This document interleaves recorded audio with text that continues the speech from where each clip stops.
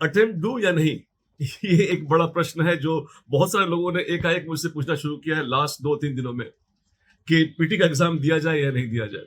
I suppose there is no straight answer to this, but मैं आपको कुछ technique बताना चाहता हूं जिसके बेसिस पर आप डिसाइड कर सकते हैं। एक साल इंपॉर्टेंट होता है, मैं समझता हूं आपने बहुत सारी एफर्ट कर रखी है और इसी दिन के लिए कर रखा था कि पीटी का एग्जाम दिया जाए और अपने अटेम्प्ट को क्लियर किया जाए, but you are little confused about it.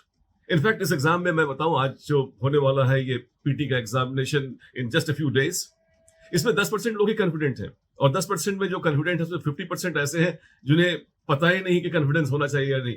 90% लोग कॉन्फिडेंट नहीं है, आप उनमें से हैं। I would like to tell you technique based on which you can decide that मुझे ये अटेम्प्ट देना चाहिए या नहीं देना चाहिए।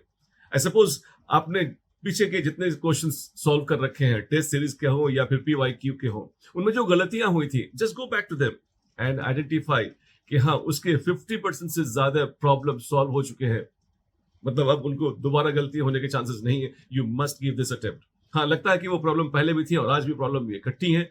आई think you should avoid giving exam in this year. So that is what my advice is. I suppose it is very important for you to identify कि मैं तैयार हूं या नहीं, और उसके लिए ये जो मैंने टेस्ट बताया, जो गलतियां की थी उन गलतियों को आपने दूर कर लिया है, प्लीज गिव द अटेम्प्ट। अगर लगता है कि नहीं वो प्रॉब्लम अभी भी है, it is good enough that you take a reason decision. एक साल बहुत इंपॉर्टेंट होता है, but again attempt भी उतना ही important है।